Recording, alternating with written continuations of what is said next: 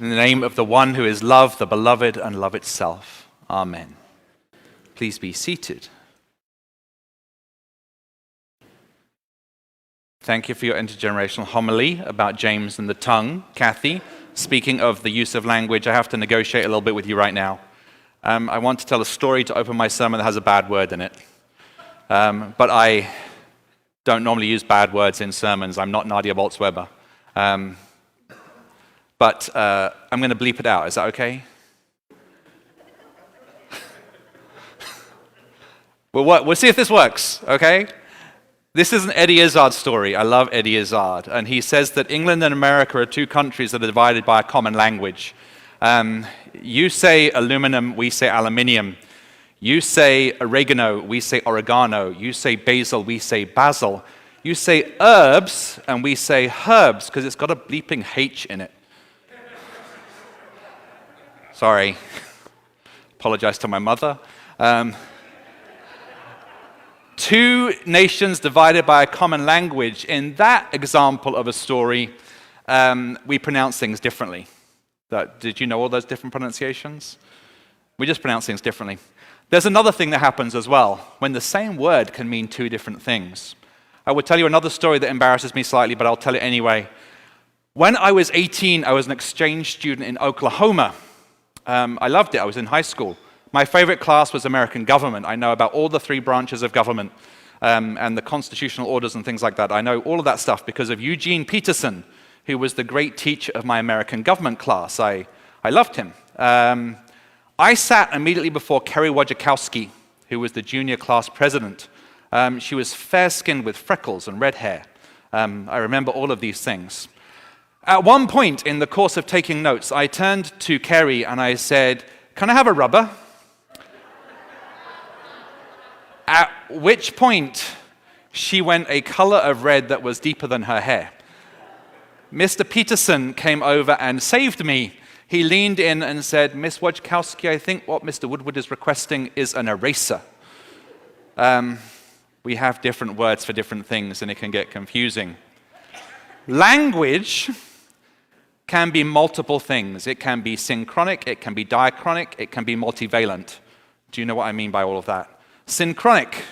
Language can be synchronic. It can mean a certain thing at a certain period in history. Words can mean something in a particular moment. Diachronic. Words can change their meaning over time. They can evolve, and we reinvent them. Multivalent. They can have multiple values. Words can mean different things to different people. At which point, we come to Peter and Jesus and the word Messiah. That's where I'm headed, okay? So Jesus says, who do they say that I am? Some say John the Baptist, some say the prophet. Well, that's great. That's what everybody else says. But disciples, friends, my people, who do you say that I am? And Peter says, you are the Messiah. Well, that seems clear, doesn't it?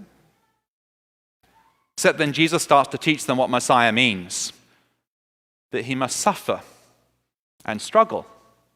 And this is going to be difficult. And Peter, who just got the right answer a moment ago, feels all kind of puffed up and thinks like, I'm the best disciple, I got the right answer in the test. I'm going to tell him he's wrong. No, you're not going to suffer and struggle because that's not what Messiah does. What do you think Peter was thinking the Messiah did? Peter had a sense that the Messiah was coming to be a political figure to save Israel from the Romans, overthrow the government that existed at the moment and impose a new kind of religion on everybody. He had a sense of a political, military, soldierish kind of Messiah. And so when he said, Jesus, you're the Messiah, he got the right answer, but the entire content of his understanding of that word was wrong. So when Jesus started to teach him what Messiah meant, that he must suffer in order to save people, Peter was offended. Then Jesus utters perhaps the most harrowing sentence in the New Testament, "Get behind me, Satan." And we think he's kind of being rough with Peter here. And you know what? He is. Because he can see the content of Peter's understanding of what Messiahship is and he knows it's dangerous. It's lethal. Jesus says, that is not what I have come to be. I am not going to fulfill that mission and that purpose. It's so dangerous, I've got to eliminate it from your thinking. I did not come to set up a religious nationalism. I did not come to set up a political movement. I did not come to impose on other people my religious views by use of force. I did not come to do any of that. What did I come to do? I came to give you an example, to show you the way to God. And yes, because of that, I'm going to suffer, and I'm going to struggle. And I'm going to ask you to do this. Vacate your concept of Messiah from all of those ideas and take up your cross and follow me. Now, was he saying in that you would have to die alongside him on the cross as he did? I don't think so. Another preacher I heard recently changed the word cross for challenge, and I liked that. Take up your challenge and follow me. I also think the strength of Jesus' phrase, take up your cross, is instructive for us because he's saying it's serious. What does he not say? I sometimes like to think about what Jesus didn't say. He didn't say, give everybody else around you a cross to carry. Impose a cross on all of the people you meet. He didn't say, make up a whole bunch of rules for everybody else to live by. He said, take up your cross and follow me.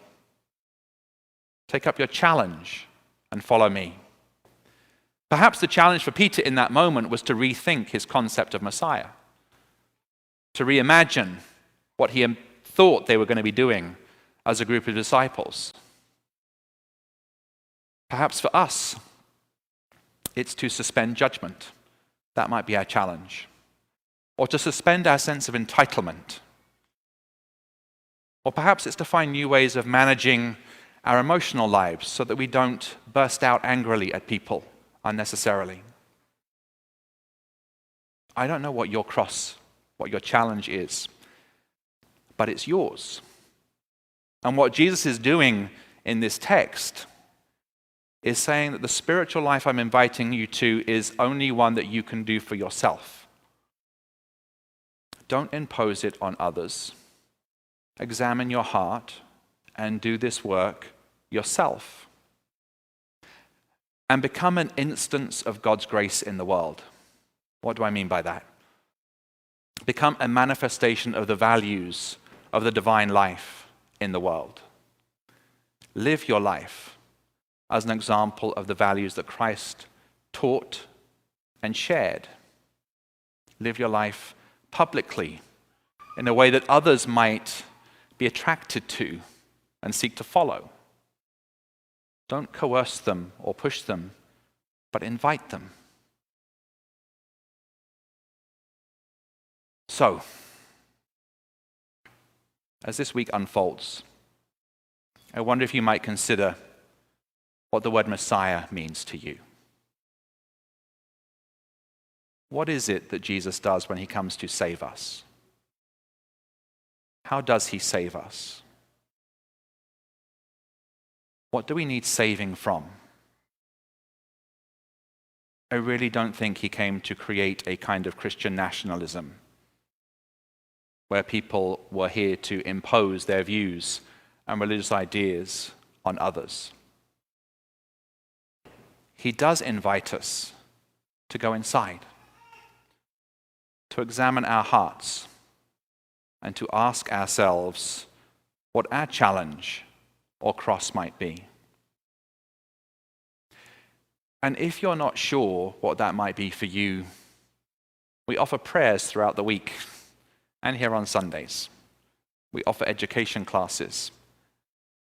We offer opportunities to meditate and pray all week long. And we are doing our best in those classes, in those prayer services, in those meditations, to offer what we believe it means to live up to the life of Christ in the world, to take up our challenge, our cross, and follow Jesus. So come and join us for those and participate. Amen.